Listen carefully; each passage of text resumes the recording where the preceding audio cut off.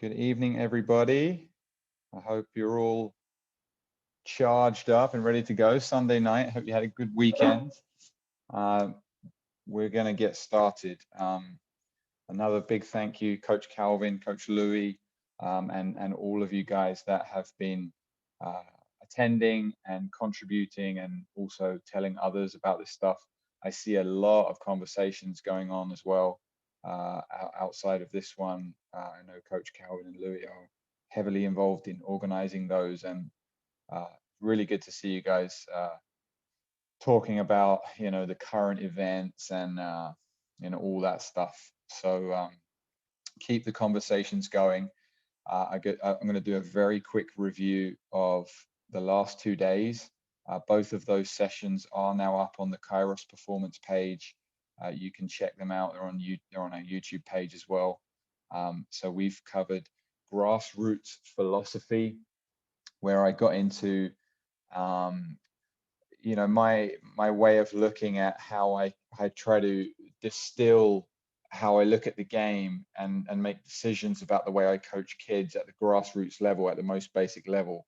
So thinking about, why do we want kids to play basketball? What kind of experience do we want them to have? And so that kind of helps us to decide how we act, how we plan our sessions, the kind of activities that we do, and the things that we plan for them. So we went through that on Friday night, Friday night. There is a PowerPoint little deck there that we're going to share with you. And then yesterday we talked a bit more about player development. So coming out of the grassroots level, where kids begin to experience the game, they like it, and then they want to get better. How do we help young players progress through the levels? How do we look at player development? What is it about? And then how do we execute it effectively? One of my biggest learnings as a coach over the last few years, it happened many years ago actually now, was realizing that some of the jumps that I was making in progressions were too big, and maybe the learning of the kids that I was coaching was not going so well, because I was kind of jumping too much the levels between exercises and drills and progressions, and making things too difficult for kids to succeed. And that ties in with what I was saying on Friday about your North Star. My North Star, and my principles. I think about confidence and success a lot. So when I'm coaching, I want the kids that I'm working with to experience success so that they can gain confidence. Because we all know, when we act confidently, when we feel confident, we do better, and we're more willing to take risks. We're more open, and it's just a better place to operate from. So um, yeah, I've learned, and I tried to share yesterday, that making sure that we get those progressions right, and we make the challenges just a little bit more difficult as the kids progress, but not so difficult that they experience a lot of failure. It can really help kids to be confident, and from that place they will learn quickly, they will develop, and they will enjoy what they're doing. Today is about planning and practice. Okay, so I'm going to talk quite a bit in the beginning about planning, what that means to me, and the kind of planning that I think that we need to be doing. I'm going to get into the details of planning different types of so from the season down to the practice level, and then the process I go through, planning practices and then coaching in the practice. So yeah, and then tomorrow will be our last one, about the same topic really, just around the game. So everything today is really related towards practice, towards training. We've had some great questions over the last couple of days, and please do send your questions in. I see Calvin's written something there in the chat. Send your question in that little format there, Q dash, and then your question, and either Calvin or Louis will jump in and we'll stop and cover the question, or we'll do it at the end. All right. So I'm going to share my screen now so you can see a little something. And I'm going to make this a little bigger.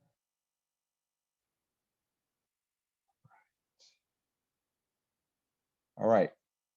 So the first question is, why plan? And I'm sure that many of you or all of you will have been through an experience like mine. If you've been coaching for any more than 1 year, you will have gone through different times in your life as a coach where you planned a lot, and then other times in your life where you didn't really plan at all.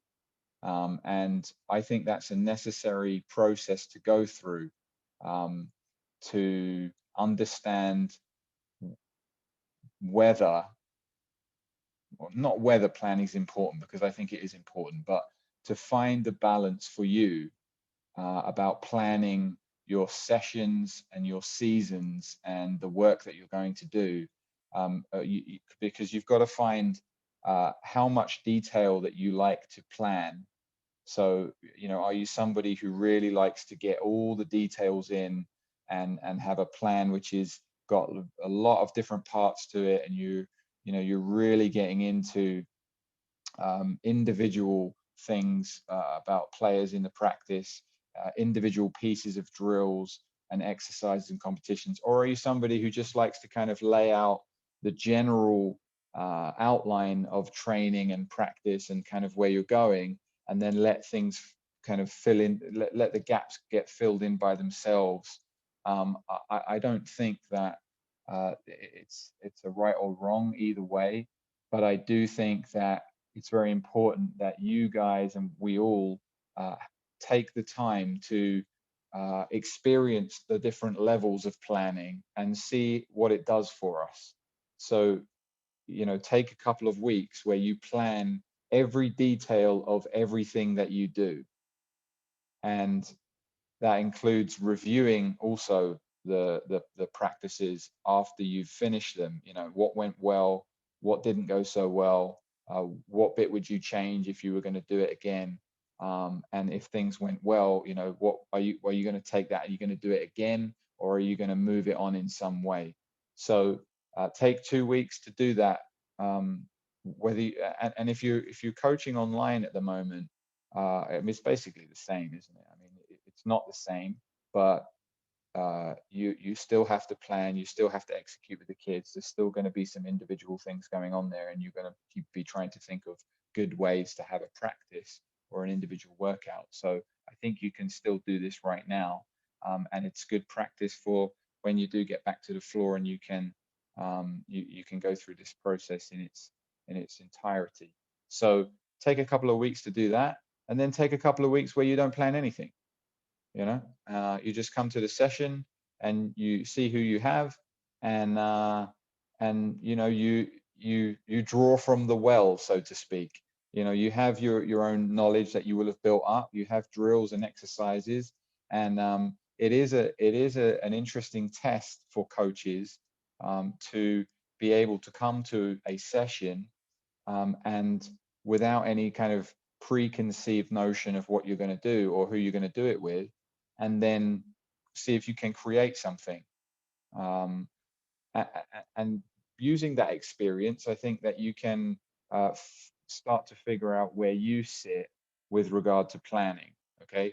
I personally am somebody who is on the more detailed end of planning. Okay, I will show you later on some of my plans that I've had from previous years coaching. And, I like to get into the details. I like to keep all that stuff in a place where I can reference it. And I find that very useful. And the reason I think planning is very important, or part of the reason, is when I start planning, what am I doing? I start to think about, okay, who am I going to work with? Where are we going to work? And what are we trying to do? And where does this particular practice, let's say, if I'm planning one practice, where does this particular practice sit within the bigger plan? because if you don't have any plan for a season or a year or even a month, and you just plan a practice, then it can be very difficult to tie this work that you're doing into the next day or the next week or the next month. And so, first of all, the reason to plan is so that we have a kind of roadmap for where we're going. You know, I've been talking about winning and losing a little bit over the last two calls, and you know, if you want to plan to win, you have to plan to perform. All right, the performance will bring the result. And if you plan how you're going to play, the kinds of things that you're going to run, and you plan for the kind of skills that you're going to teach and the kind of skills that you would like your players to learn over a set period of time, then you can navigate your way through the practices towards that end goal. And the test will be at the end of there, are you performing at the level that you thought that you might, and are you winning at the level that you thought that you might? And it will go how it goes. You will win or you will lose, and then you will get an opportunity to review the plan and the execution and make adjustments for the next month or the next season or the next year. So I think there are many reasons to plan, and the only reason I would not plan is for what I just said earlier, where sometimes it's a good experiment just to go in and just be creative. We also need to do that. All right. So you may have heard this term before, sometimes used in nutrition when you're talking about how you're going to eat. But macro, meso, and micro, it's basically looking at the massive big picture and then zooming in a little bit and then zooming in, to the day. So the macro is going to be our big plan. All right. Now, if you're a coach and you've signed a contract, maybe it's a 1 year or a 2 year contract. We can make plans really up to 5 and 10 years out in front. And depending on the stability of your job as a basketball coach, will kind of dictate how big your macro plan can be. If you're a high school coach and you're a teacher and you don't have any, there's no real reason for you to lose your job as a basketball coach, you might have a 10-year plan, and that's a beautiful thing to have, because you can prioritize certain things that need to come in this season, and there can be things that you might want to do in the future, certain types of equipment that you want to buy, or certain ways of conditioning your athletes, or certain kind of developmental stages that your players are going to go through as they grow older. And that's a wonderful thing to have, because the bigger your big plan, your macro plan can be, the easier it is when you come down the levels to plan things on a day-to-day basis, because you could always check back with the big picture. Okay, this is my plan tomorrow. How does this fit in with my 10-year plan? Okay, if you don't have the luxury of being able to make a 10-year plan, then you just got to zoom in to whatever is suitable for you. So if you're on a 1-year contract and you don't know if you're going to re-sign or not, then that's your macro. You make a 1-year plan and you think about, again, what stuff are you going to run? What's the goal for the team, or goals for the team? What is the kind of individual development plan that you're going to have for your players? And are there any other peripheral things like team building, or special situations, or things that are going to come later in the year that you are going to want to put in at some stage? Okay, so if I'm this 1-year person where I only have 1 year to plan for, my macro is my 1 year, my meso would be month to month. Okay, so I would probably then go with a, again, let's say it's 12 months. I would have 12 months laid out where, from month 6 to 12, I really maybe only have some bullet points about the kinds of things that I want to be able to do. There may be some individual development things that you would like your players to be able to accomplish by 6 months, 9 months, and 12 months. Or there might be some particular ways of playing, which you know that your players are not ready for right now. But if you give yourself 6 months to do that stuff, you might be able to start putting in things which 6 months prior were not even possible. So zoom in month by month, a few bullet points on team stuff, individual stuff, the team stuff being basketball specific, as well as the physical stuff and the kind of team building and all that kind of stuff, and then the individual development. And then the micro comes down to the day. What are you going to do on a day-to-day basis? I'm going to come later on to the individual practice, but this gives you a flavor. All right. So planning a season, there are essentially 4 stages to a season. It's not just we have 1 year, but there is a pre-season. So all of us are going to have some kind of a pre-season, whether it's 1 week or ideally, something like 4 to 6 weeks, where we get to prepare our players for the first game or the warm-up games that we're going to have. Then there's going to be an in-season portion. There's going to be a post-season portion, hopefully for all of us. And then there's going to be an off-season portion. So I think using this as a framework for your planning, if you were just to write this down right now for, whenever you come out of COVID, right, in whatever situation you're in, if you are teaching any kids that are being competitive, so if you have one team that is going to play, can you lay out, once you guys get back to the court, give yourself a time frame for a preseason, okay, and use your experience, given your previous work with the team that you have. How long is your preseason usually? If it's 2 weeks, it's 2 weeks. If it's 6 weeks, then that's fine also. So use that time frame and say, right, what would I like to do in those 2 to 6 weeks? And then the same for the season. Given that I will have done this work in the preseason, now for in season, what kind of stuff do we want to be doing in the practice? What kind of stuff do we want to achieve in the practice that's going to help us perform in the game? How much time am I going to dedicate to team stuff versus individual? How much time am I going to dedicate to team stuff versus offense versus defense? How much time am I going to dedicate to full court work versus half court work, 5-on-5, things like this. Post season, if any of you are involved in tournaments or leagues where there are playoffs at the end, this is also something which, if you plan ahead, it can give you an idea of what you want things to look like when you arrive at the postseason, because it has to be different. Yeah, I mean, it's usually different, right? So what happens in the season is you tend to be playing, let's say, 1 to 2 games a week. And then when we get to the postseason, it can be condensed for a very short period of time. And there can be, the games are so much more intense. And there's usually a little bit of a quicker turnaround between the games.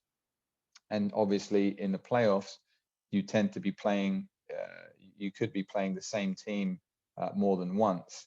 So it becomes much more about focusing on rest and recovery physically for the players, and preparing to play the game, right? So even if you are with young kids, I think it's a useful thing when you get in the postseason for things to change a little bit. Practices can be shorter, the focus can be different, because the environment is different. And circling back to the winning and the losing thing, there's nothing wrong with, in the postseason, us having a little bit more of a focus on, now it's time to win. That is where we're at in the postseason. And because if you lose a game in the postseason, then that's probably the end of your season. And so just the understanding of that means that, okay, we maybe not going to spend a lot of time now working on some of the individual development stuff that we've been doing all year. We're now going to focus a little bit more energy on our team stuff for offense and defense. Maybe if you're doing any scouting, You might do some scouting and preparation for the team that you're going to play. And again, rest and recovery, very, very important in the postseason. Yeah, so it's a little bit of a different thing to plan for. And then finally, off season, how are you going to operate that? Are you going to have exit interviews with all of your players where you review the season that they had with them, that you ask them how they felt it went, that you give them some feedback on their season? And are you going to provide them with individualized programs for their off season, however long that might be?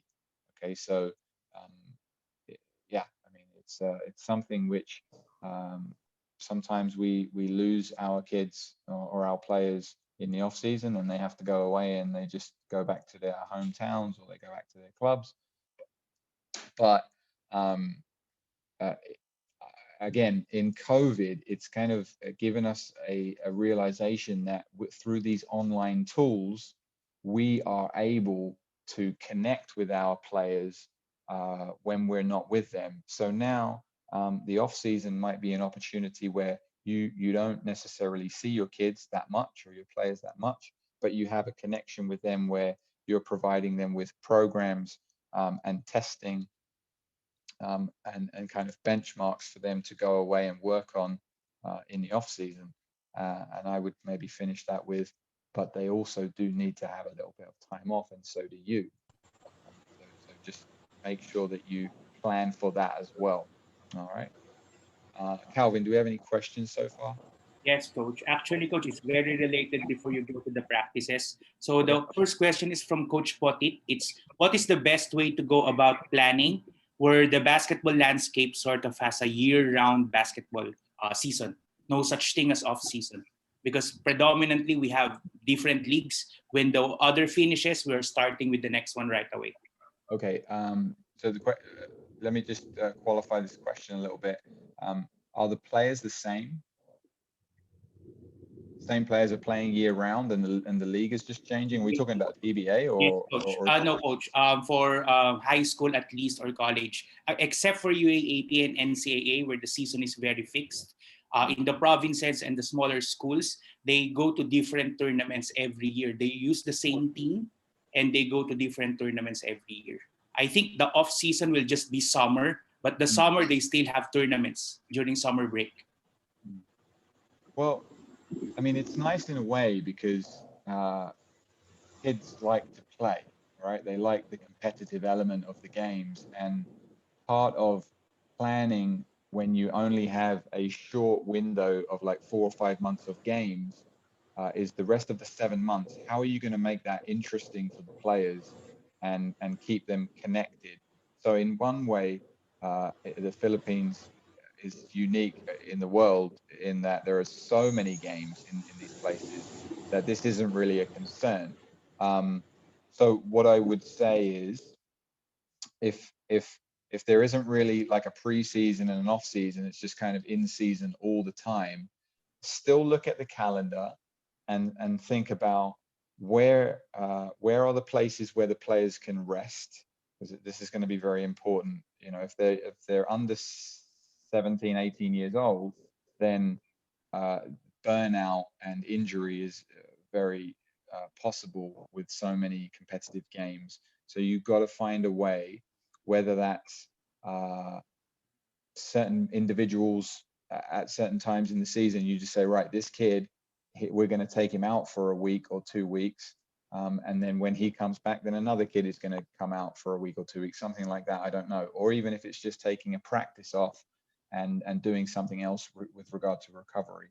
When I hear that question, that's the first thing I think about is, building in times where the kids get to rest physically, mentally, and emotionally so that they can step away from the game and it not be just continuous basketball all year round, because this isn't going to end well for those kids. They're going to burn out and probably get injured at some point.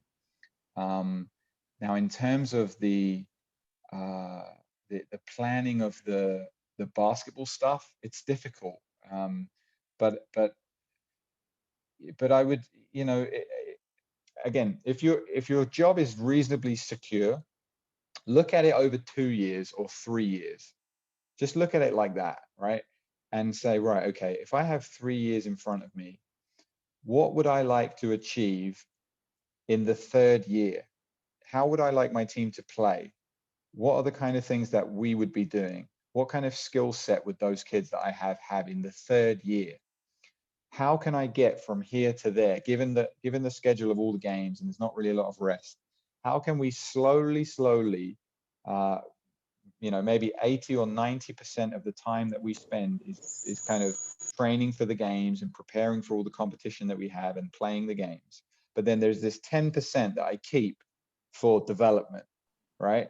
And that 10% is a daily 10%. It might be 10 minutes or 5 minutes or 20 minutes, whatever that is can be for you, where you say, all right, this work is long-term work and we're going to do it every day or every week.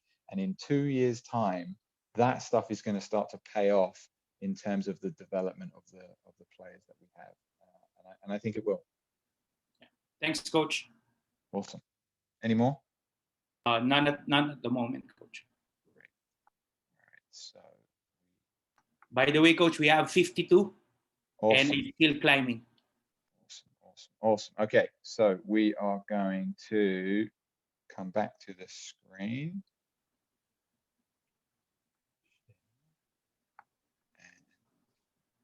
All right, practice considerations. Apologies for this. Hopefully you can see this. All right, so this is like practice 101. All right, everybody in the world as a basketball coach or a PE teacher, or anybody that leads any other group in a session of learning should be considering these factors. Okay, what space do you have? How much time do you have? What equipment do you have? Who are the participants? How many do you have? And you got to consider safety. All right, so it's all fairly self-explanatory, but it's really important and it will shape your practice, right? So if you only have a half court and you have 25 kids and you have 25 minutes, this is going to dictate the kind of session that you run, as opposed to you have a 2-court facility and you have as many basketballs as you want and you have 20 kids and you have 2 hours, right? That's going to change the way that you plan your sessions. And so this can be something which you can have at the top of your session plans, space, time, equipment, participants, and safety, so that it can be like a guiding framework for running your practices. Now, I want to say something about safety because I want to make sure that people understand what I mean. At the grassroots level, which is the most basic level, and mostly I'm talking about kids from anywhere like 4 to 12, entry level to the game. Safety means exactly what it says on the tin. It's like, make sure that the basket is not going to fall over and hit a kid on the head, and make sure that the benches are not like moving onto the floor so someone's going to trip over. If you're working in a school or anywhere really now where it's organized, health and safety is becoming so much more and more important, and making sure that you cover yourself as a coach to not be held responsible should anybody get hurt by water coming down from the roof on the court or something like that, right? So coming into the gym, and this speaks to something which yeah, I mean, I've held this as very important for myself over the years, and I think that it's something which is a positive thing, is to try to always be the first person in the gym. This gives you the opportunity to check out the facility, to make sure that it is safe, to make sure that things are the way that you expected them to be, and if they're not, then you have a chance to make an adjustment in your plan or whatever it is. So at the grassroots level, and obviously through all the levels, safety is a physical kind of tangible thing that you can see.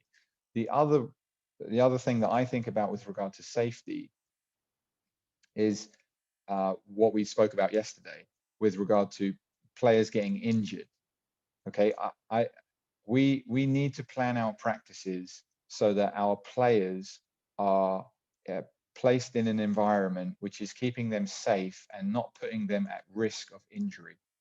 And part of that is if you're involved in planning any of the physical aspect of the fitness and conditioning of your athletes, then making sure that those plans are robust, that they are solid, and that your kids are not getting overworked and that they are not running themselves into the ground.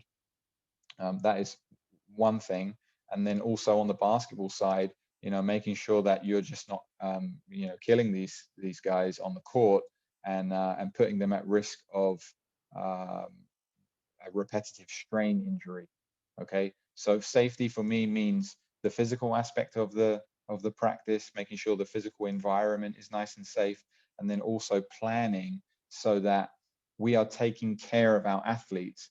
And there's always been this thing about being able to jump really high as a basketball player, and it is definitely an advantage and something which, if we can help our athletes to do that and be stronger and more powerful, then that's great.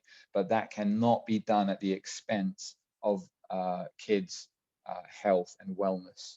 Okay, so any work towards vertical jump and power and strength should be within a system that is helping that player to be healthier and stronger for the long term. All right, just like we were saying yesterday with the long game. Okay. Okay, so now I'm going to move to the structure of the practice. Okay, structure of the practice. So I would love to hear from people like Louis here. If you have anything different, this is a place where there are going to be some non-negotiables here for me, some things which are, I think they have to be there. But then there are some other things which I will probably go to somebody's practice at some point in the future and say, oh, I like that, I'm going to take that. So here's some of my things. All right.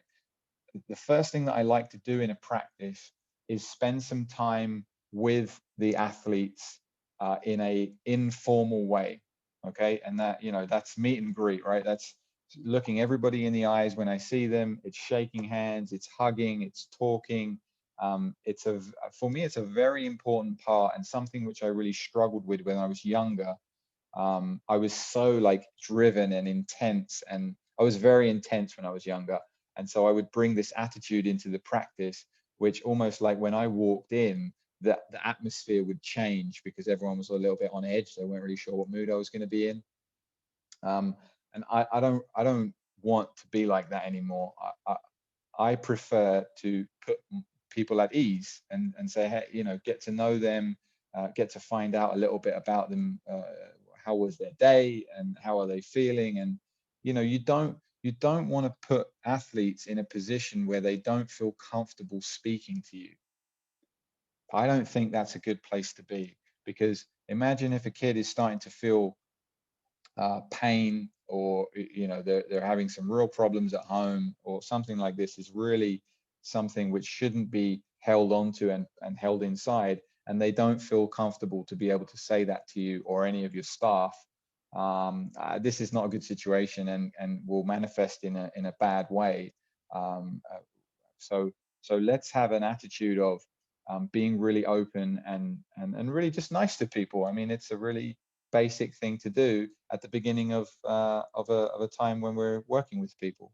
So that's my first thing, and that can take 5-10 minutes. It really depends on how long we have to get a little preamble. And then I will always meet in the middle of the court with the athletes. Okay, and we will take a few minutes to talk about either we're going to review, let's say, what happened yesterday in yesterday's practice, or a little note about a game that we just played or something like that, objectives for the day, what we're going to try to get out of today, anything from the players. And a lot of the time I like to have a leader speak in this moment. So we give a player voice right at the beginning of the practice. And I also like when things are going to get started, that we get kids in quickly, we get players in fast, that they are touching high fives, and we have a nice atmosphere at the beginning of a session, right? Then we're going to warm up. We're going to go, I'm going to run you quickly through this little structure I have here, and then I'm going to come back to the warm up. yeah, no, I'm going to go to the next slide. So for me, it's a warm up, which is a fun activity. It's something which is getting moving, raising the heart rate, get the kids moving in amongst themselves, maybe handling the ball, communicating, something with teamwork, something which is having them get familiar with the court. Um, Sometimes it depends on the level of players that you have. You know, obviously the younger that you get and the closer you get to grassroots level, the more fun this really always has to be. But even as you go up the levels, I mean, in the pros, it is sometimes a good thing to have fun in the warm up and let the players, you know, be relaxed and have a smile on their face. I don't like to, you know, I don't think that everything should just be drill, drill, drill, drill, drill, right? Dynamic movement is a very important part of preparing the body for higher level, not competition, but you know, movement like a basketball player. And this is part of safety, right? So making sure that we move in a dynamic way. If I show you guys something here, dynamic.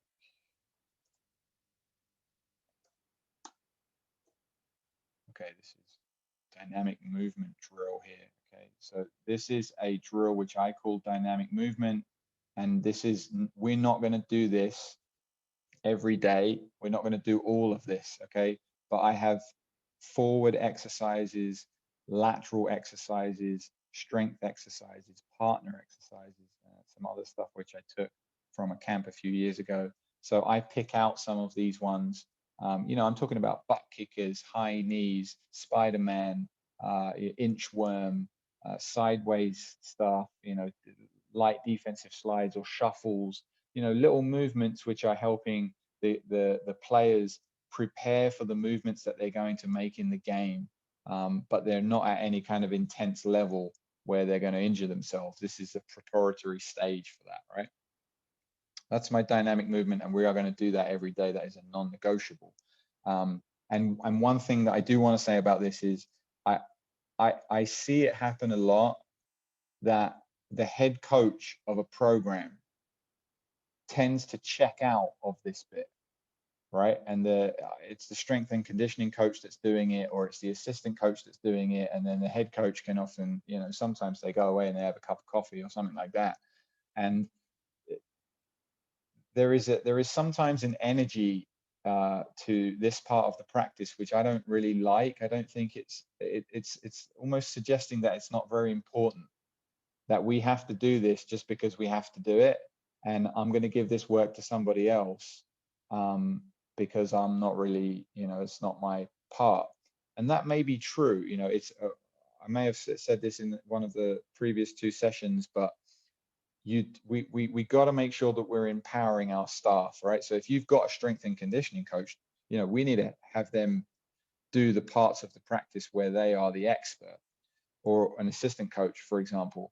But I am going to be engaged in this stuff, okay? And if that just means observing, then that's what it means, okay? We've talked about observation over the last few sessions. Observing is an active activity. It is something where you are watching what is going on. What is the energy with the players? Are they comfortable? Are they talking to each other? Are they focused? Or is it kind of loosey goosey and, you know, guys aren't really engaged yet? And, you know, again, it's not to catch anybody out, but it is important to gauge the energy of the group, okay? Because when we come to practice, we have to be focused and in a way that allows us to develop, to learn, to grow, and to have a really good experience. Okay, we're not just going to go through the motions, because this, you know, being on the basketball court, as we all know now more than ever, is a gift. To be on the court is a gift, and it has been taken away from us for the last year and for some time in the future. And when we get that gift back, let's appreciate it as coaches and players for every moment that we get to spend on the floor. Right. So then I'm going to go to the main body of the practice. And, you know, for me, I'm not going to say any more than that. It's like, you know, what did you plan to do in this practice? Are you going to teach fundamental skills? Are you going to go through tactical things? What is it that you're going to teach in this practice today?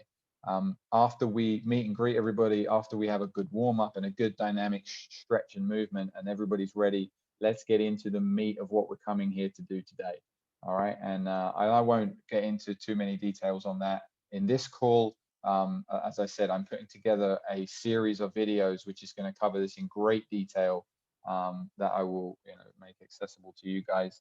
But the main body of the practice is where you're going to do most of your teaching and learning. For me, to go back to the warm up, I don't like to teach much in the warm up. Okay, not every part of a practice is teaching and learning. In the warm up, I want it to be engaging, I want it to be fun, I want there to be movement, I want there to be smiles and talking and all that kind of stuff. In the main body of the practice, there might not be a lot of smiles, there might not be a lot of talking at some points, but there's going to be learning there, right? And that's where I'm trying to access that stuff. Then I would say competition is usually going to be towards the back end of the practice, and that might be in the form of competitions between, you know, it might be 1-on-1 or 2-on-2 or 3-on-3 or 4-on-4 or 5-on-5. It might be controlled scrimmages. It might be situations which we set out. It might be shooting competitions. You know, I don't know, but I think that I think there's great value in competition in every practice. Some coaches make everything a competition, even in the warm up, even in the stretch. You know, some coaches like to do that.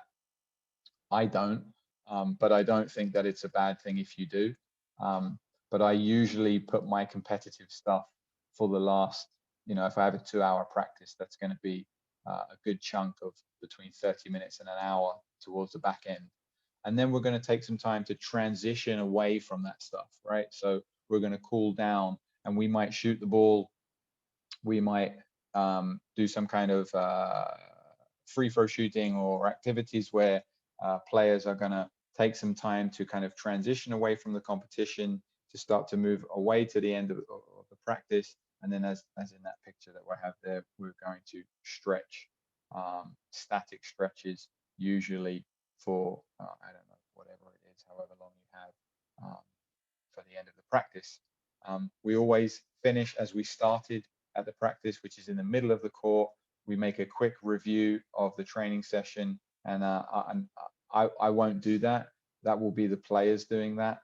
And whether that's in a big group or in small groups, that will depend on the day. We will try to change that up a little bit, but we will review the practice. Okay. Any questions at this point, Calvin? Yes, coach. So this is actually a bit specific, but I think it speaks for all the most of the coaches here. Most coaches here, Coach Rob, coach not just one team in the school. So, for Okay. example, Coach Tata is saying he has 40 to 50 high school student. That's 3 levels: 14 under, 15 under, and 18 under. All daily practices, only given 1.5 hour by the school for all 3 teams. So basically, there's around 30 minutes each, maybe. And their tournaments start all at the same time. I mean, all of these divisions. Okay. Yeah, and he only has one assistant coach. Okay.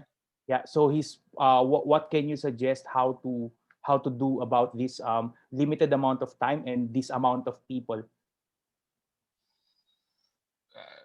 Okay. Lay it out for me again. You're saying he has 50 people in the practice? Yes, coach. Sorry, coach. I'll put the question for everyone in the chat. Okay. Yeah.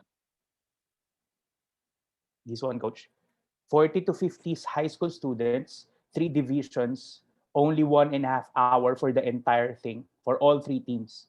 And for the preseason, off-season thing, all of their tournaments start at the same time. And these are multiple tournaments, not just one-time tournament, different tournament. And then once it stops, another tournament comes in.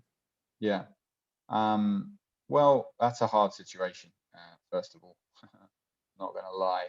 I won't be able to solve this in a way which is, you know, really good. But I will say a couple of things. John Wooden said that at the end of practices, he wanted his players to be more tired mentally than physically. So he wanted to challenge the players to, you know, in the understanding part of the game. It wasn't that important to him that they were physically drained at the end of a session. So if you remove that difficulty, that challenge of having to challenge the players physically, because you're not going to be able to do that in an hour and a half with 50 kids in one court. You can't do it.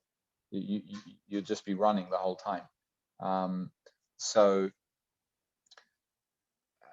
I think there are a few ways to do it.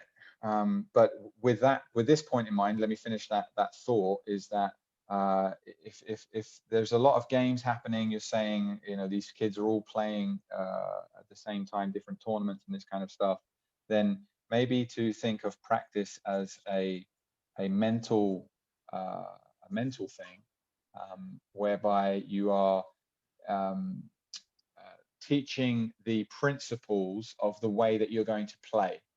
Okay, so you choose, like you keep it quite high level. Like, for example, just for example, we're going to play with less dribbles, right? First of all, offensive concept is we're not going to dribble the ball that much, you know. And you might say, you might put a rule on it or something in your practice, but the concept is we're not going to dribble the ball that much. So you might do 5-on-0 stuff, where you've got 5 players running around the free throw line in a circle. You toss the ball off the backboard, and then they've got to get the ball down the other end without touching the ball on the floor. Okay, and in a couple of minutes, at 5 at a time, that's 10 reps to get everybody through.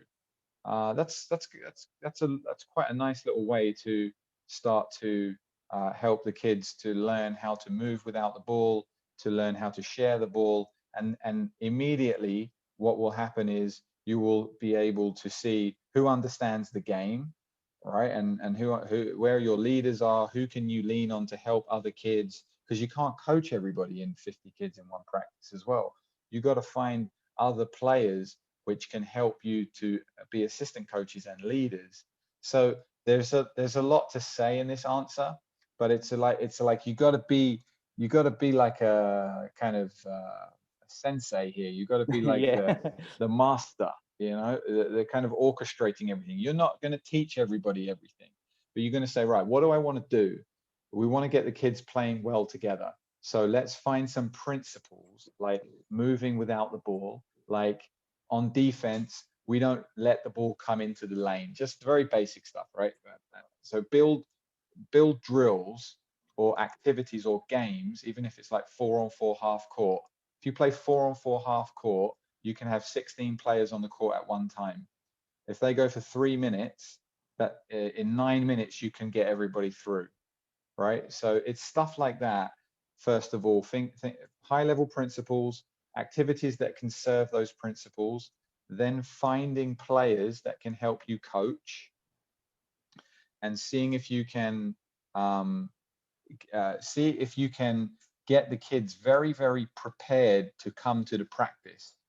So one thing that we used to do in Iceland many years ago, and I did it ever since, was, you know, using this software that we have, the kids would all have access to it, and the practice plans would go up the day before the practice. And inside the practice plan, let me see if I can show you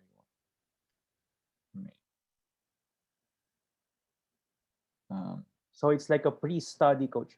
They study it before coming. Exactly. Because then what? It holds the accountability way higher. Okay, so here's a practice plan, right? This is a very simple warm-up drill, and then we have some shooting here. There is the stretching stuff, 3-on-3 full court, 3-on-3 closeout, defend the actions. There's some images here. Okay, now the players would all access this on their phones, and we would challenge the players to know all of the drills before they come to the practice, right? So as coaches, we do our work, we prepare properly, and we give all the information that we can to the players before we've seen them. And then there is a responsibility on them to study.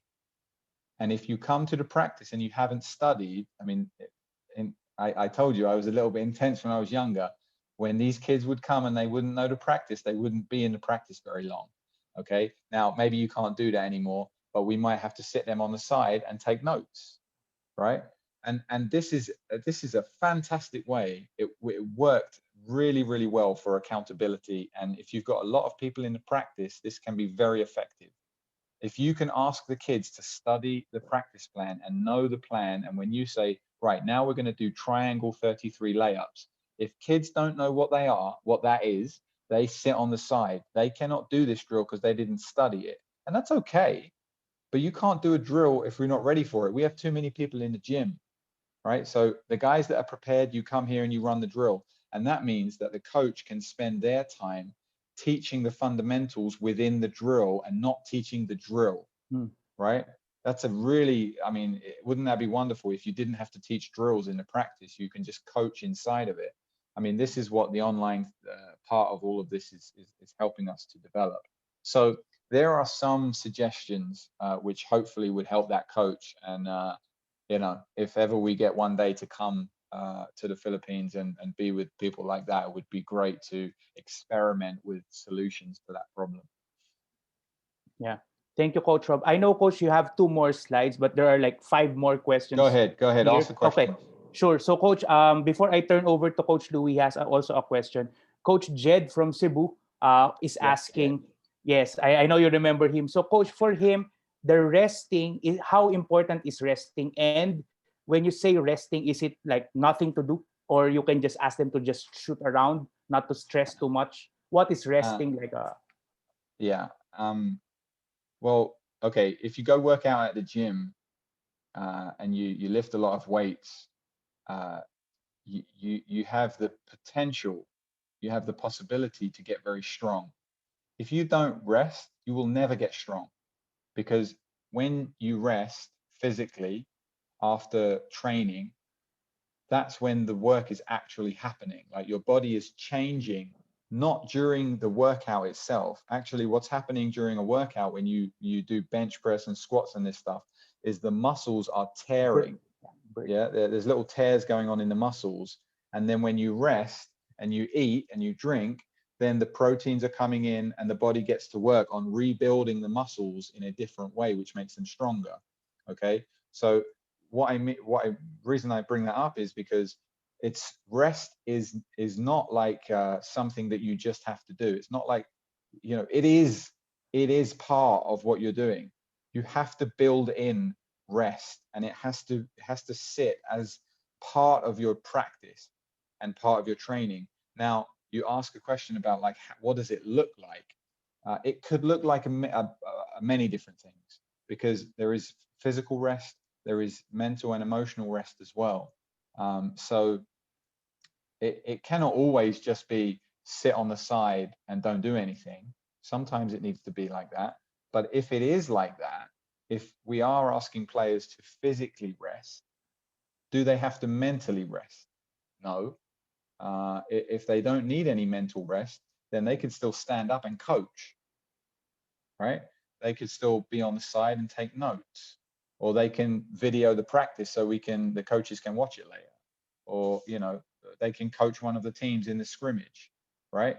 There are other things which our players can do if they need physical rest. Now, if they need mental rest, then maybe, like you just suggested, if you have an extra basket and you just want the kid to just kind of check out, which is also sometimes necessary, then yeah, go ahead, go shoot the ball. Don't do anything too strenuous.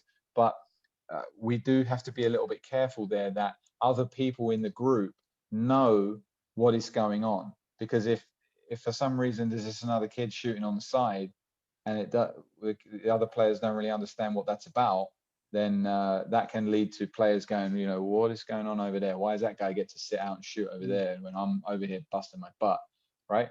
But that's coaching. That's part of communicating with the group, and also allowing the space for kids to be able to voice their opinions and speak their truth. Because if kids feel like they can say stuff, then for sure you will come to a point where you will do something where kids don't understand what it is. And if they feel confident that they can say, hey, coach, why does Jimmy get to go and shoot over there when I'm over here working really hard? If he feel comfortable to say that, then you can say, hey, it's because he's been working his ass off, you know, for the last 3 weeks, and he's tired. And when people are tired, they can get injured. he needs to rest, and that's part of what we're doing, as you all know, because you all get to rest, something like that. It looks different ways, but stretching, shooting, taking notes, all the coaching stuff, there are many different ways to do it. Yeah, you've got to build it in because it's so important. Yeah, thank you, Coach Rob. I know Coach Louis will mention this, but yeah, Coach Louis, about periodization, what Coach Rob also mentioned. Yeah, go ahead. Coach Lou. Nakamute, Coach. Yeah. Thank you, bro. Yes, Coach. Just wait for Coach Rob. Right. Yeah, okay, most of the challenge, coach, is really the time, especially what Calvin have mentioned. Okay, usually the setup, especially in high school, that you need to handle like 3-4 teams, okay, given an limited time only. Yeah, that's why the practice consideration that you showed us, okay, is really great. Yeah. It's just, coach. I just wanted to clear to also to share with these coaches and also ask your opinion is skills. What are the skills that you can do outside practice? Because what happens, kid, the tendency here, coach, that's why it seems that they have a short time because they incorporate skills training in their practice with a limited time. Yes, correct. Okay, That's good. yeah. So instead of doing skills, there are things that you can do at home. Oh, yeah. And just because you know that you only have a limited time in practice, and just do the principle and philosophy, your team skills practice during that given time. And Coach Rob, before you answer, I want to add, I think we already had this discussion before, the difference between practice and training, something like this. Yeah, I think it's a bit related also to that question. Thank you, Coach. Yeah, I think, Louis, me and you are going to agree on this. Here's how I approach it, or I try to approach it. There are things I try to think about what, with the athletes that I'm coaching, what do they need me for? Do they need me to stand over them whilst they do ball handling drills, which are 1-on-0? And do they need me for shooting drills or anything that's individual, really 1-on-0, that doesn't require any other kind of stimulus or defense or anything like that, right? Talking about stationary stuff, which is really like skill repetition. Sometimes kids need us to introduce that kind of stuff. And that's where the software that I use, really helps me out, is that we can point kids to the software and just say, hey guys, you want dribbling drills, you want ball handling drills, you want shooting drills, you know where to go. It's all right here, and I can send you more. But in the practice, let's say I don't have this access to this software stuff, I can introduce these drills and show them how to do it, but you're not going to do it here. You don't need me for this. I need to see, can you take this skill and apply it in the game? And that's what we're going to do here. We're going to do situations where there is maybe, like we said yesterday with the progressions, maybe you're doing chase down layups and the kid has to make a crossover through his legs. Like we have a really fun drill where one kid starts on the bottom of the circle, the half court circle. Another kid starts on the other side of that circle, who's going to chase that person. So when the dribbler starts to go to shoot the layup, they have to make at least one crossover through the legs before they get to the basket, right? So the pressure is on because there's somebody behind you chasing you, and you're going to have to handle the ball and finish, right? Now, you need to do some individual drill repetition to be able to do that stuff and think at the same time. So we might help the kids to know what kind of drills they have to do, but then they have to go do it in their own time. And the test is when we come to the practice and we run certain drills which put them in situations where they have to apply these skills. If they cannot do it, then we know maybe that they haven't been doing the work, or that they need something else. Like, have you been doing these drills? Yes, coach. Okay, show me how you do them.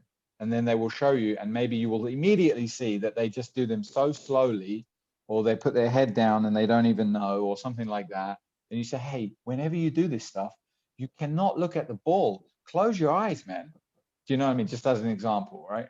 So it's a case of thinking about, what do you need me for? Why do I need to be in the practice with you? And if there are things that you don't need me for, we've got to set that as homework and let them come back later and see if they can apply the stuff that they've been doing.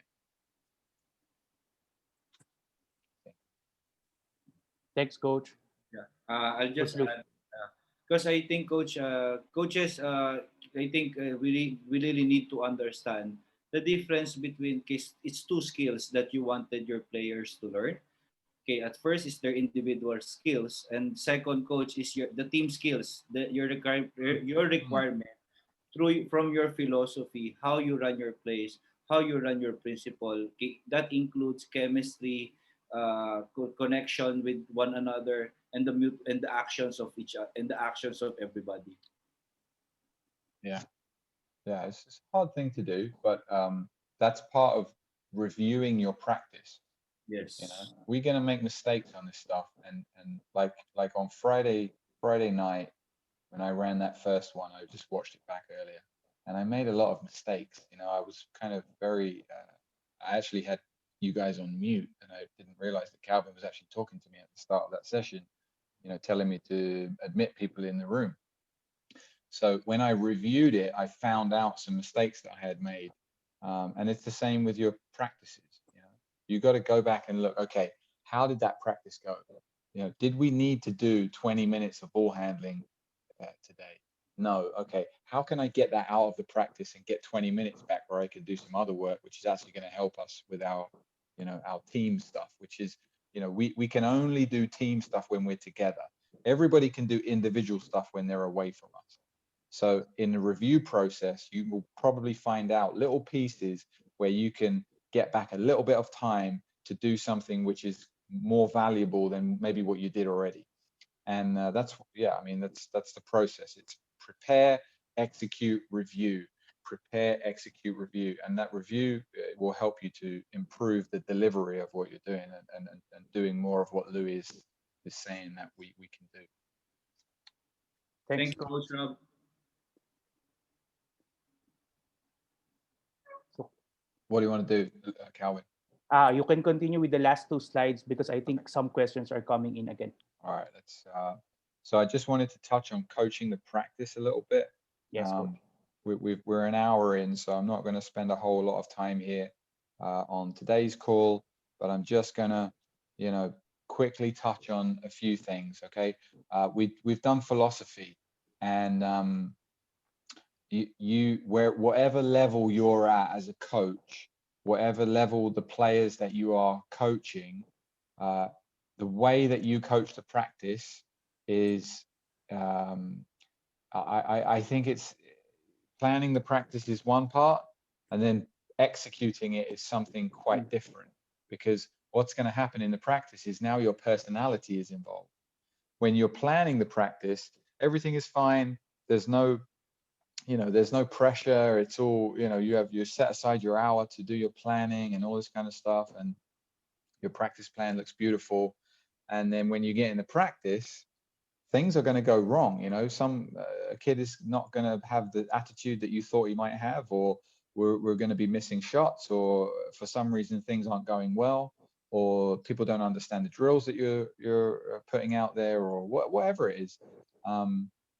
You are going to be, you know, how you are in the practice is something you also have to plan, execute, and review. And I think that the process that we went through on Friday with kind of understanding, okay, why are we here in the first place? Why do I want to be here? What's my role in all of this? Why are the kids here? What's the point of them coming to this practice? Is it about really getting better, or is it just about fun, or whatever it is?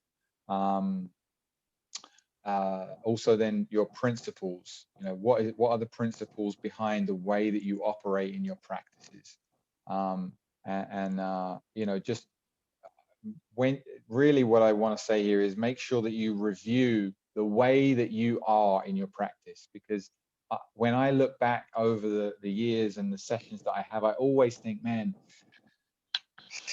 I don't think I made some mistakes there, and I was kind of too caught up in the moment of being in the season, or you know, being who I thought I was. I wasn't very critical of myself in the season, and sometimes it's a little bit of a, you know, you can't always be changing every day, but just taking a little bit of space away from your practices to say, right, you know, am I being hard enough on the kids, or am I being too hard on them? You know, how am I dealing with mistakes? Am I encouraging kids to take risks? Because if you are clamping down on mistakes, if people are getting punished for missing layups, I think that you are killing creativity. You know, people, no basketball player in the world ever tries to miss a layup, right?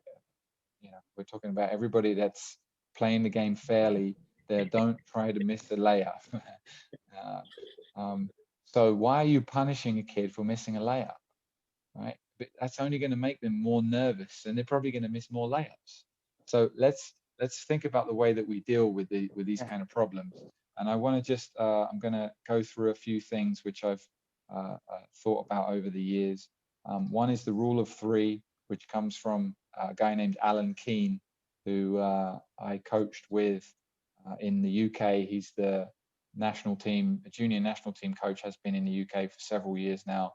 He is a forward thinker and a very experienced basketball coach. He had a rule of three. Some of you guys will know this. Yes, coach. Yeah, the first, and we're talking about essentially responsibility for learning, right? Responsibility for understanding what is going on. What tends to happen in practices with coaches and players is the coach does all the talking and the players are supposed to listen and learn. But in reality, this isn't how it works, right? The learner is responsible for their own learning, and they will only learn when they are ready and when they want to, right? You cannot force anybody to learn anything that they don't want to learn on your timetable.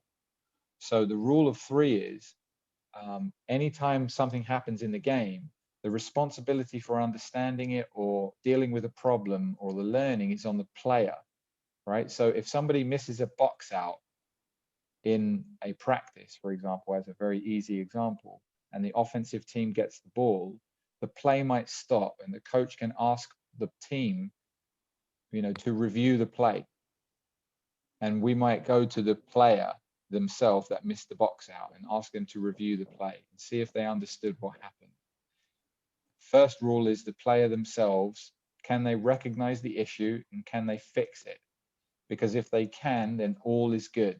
You know, sometimes players miss box outs or sometimes players make mistakes because it was a mistake, you know, and even though they knew it was supposed to happen, they just couldn't make it happen.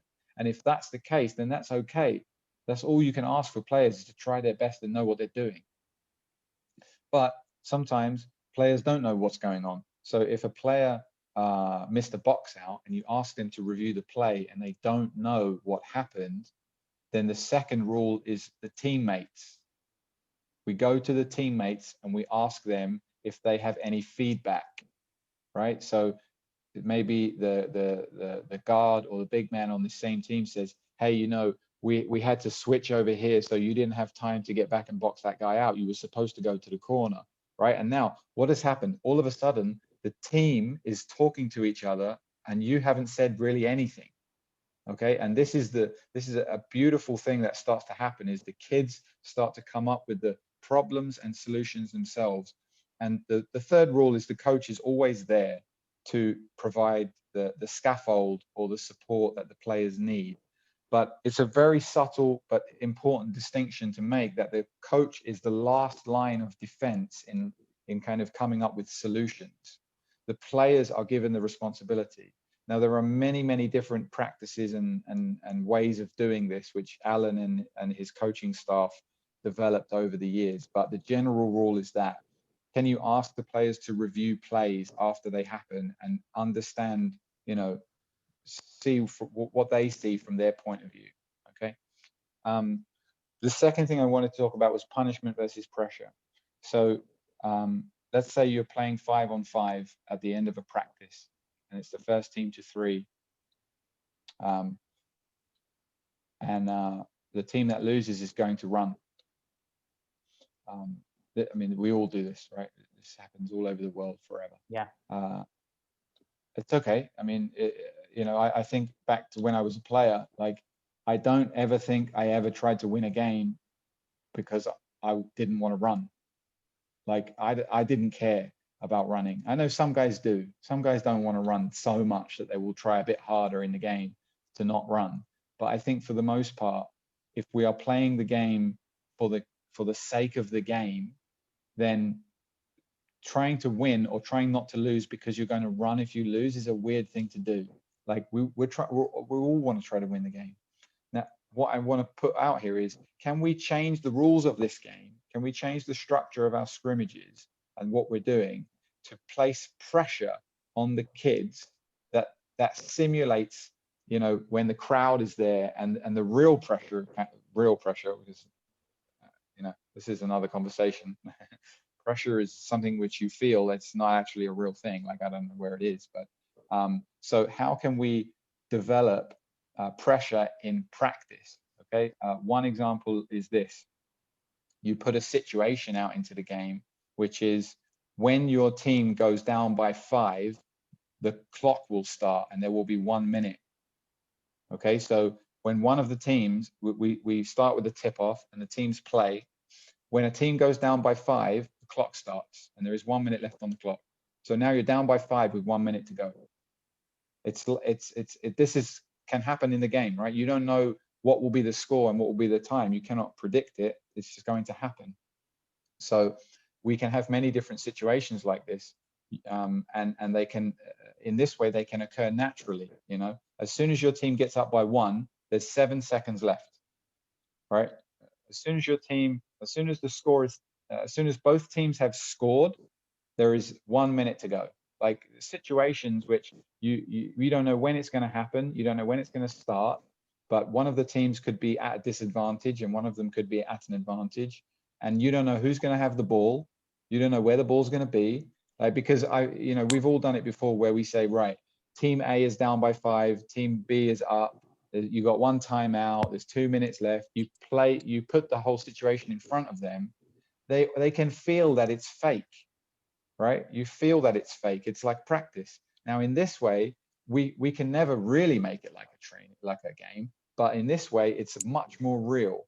So that they play, and you can set a boundary time. So in my first example, where I said if a team goes down by 5, the clock will start. Now, if a team never goes down by 5, you can have a boundary time of 10 minutes for the game. And if the 10 minutes expires, then whoever is the winner is the winner, for example, right? But in this way, I think that we can place pressure, which is like the game, instead of the pressure coming from the punishment at the end, which I just don't think is effective. And there are more and more scientific studies coming out now with coaching and parenting where punishment just doesn't work for what we're trying to achieve. Lastly, I just wanted to kind of extend what I said yesterday about planning. Okay, so I'm just going to give you a little taste here of some of my stuff. Okay, I have templates. This is my session templates here. I have templates from several years ago. So here is a 2016-17 season of practice plans. Okay, so every session, hopefully, will have something in it, which comes from, so that was not my practice. Yeah. Okay, so this is a practice that I can now use again if I want. This is like an individual practice here, and I have stuff from the Saigon Heat from 8 years ago, where all these practices are here that I can reference. Okay, the way I build my practices is like this. I have my drill collection that you guys saw yesterday in here, and if I want to do a practice, I can just drag these things into the window, and then I have the details of my training sessions here. So we would do a warm-up, and then we will do a dynamic movement here, put that in, And then let's say I'm going to do 3-on-3. I'm going to do 3-on-3 half court screening drill, for example. I'm going to put that in. So this is how I build my practices.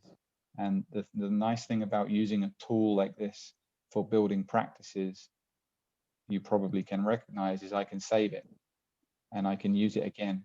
So all of the templates that I have over here, I have team templates over here from seasons past, and I have also individual stuff. So this is like individual stuff here, 8-week development program. And then here is individual workouts. So these are individual workouts for post-up players, ball handling workouts, passing workouts. Each one has sessions inside, and everything has video. And this is just a very nice way to keep stuff so that later on, if I want to reuse a preseason plan that I had from 2 years ago and then adjust it, I can do that. And I think that, you know, the way that the world is going right now, online stuff is very, very helpful. And also, if you want to get a job later on, one of the questions might be, well, you know, why should I hire you over somebody else? And you might be able to say, well, hey, you know what, here's all my practice plans from last year. You can take a look at it. Here's all my video evidence. You can take a look at it. So there we go. That's my stuff on practice today and planning. The biggest point I wanted to put across is do it, plan your practices. However you do it is up to you. I share my ideas there, but you know, do it somewhere where you can record it and you know, play around with it, do it in different ways, and then review it so that you can improve.